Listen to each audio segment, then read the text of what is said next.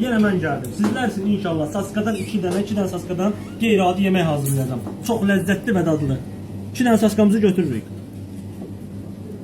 3 yere bölürük. Çok güzel ve qeyri-adi olacaq inşallah. Yumurtamızın içerisine batırırıq. Çok güzel ve dadlı inşallah. Dostlar, yaxşı yumurtaya batırdıqdan sonra unumuza əlavə edirik. Qəşəngcə oturdururuq. Canına yatır. Dostlar, baxın hamısını una batırdım. Əlavə etdim. Təzədən yumurtanın içərisinə əlavə edirəm. Qəşəngcə batırırıq. Dostlar, yumurtamızı canına çəkəndən sonra suxarikimizi əlavə edirik. Qəşəngcə suxarikimizi də qarışdırırıq.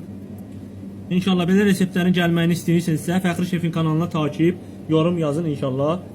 Sizləri qulluq eləmək bizim vəzifəmizdir. Dostlar, isitdiyimiz tavaya əlavə edirik.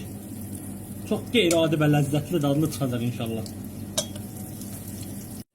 Tam ideal vəziyyətdə hazırdır. Baxın, görün necə xırça eləyir. Bəh, mal olma, ustam. Bunun adını yorumlarda tapana inşallah bizim özel reseptimiz olacaq o insan üçün. Baxın görün necə bir şey hazırlanır. Nuş olsun. Böyle öpmeyin. Göz hakkınızı halal edin.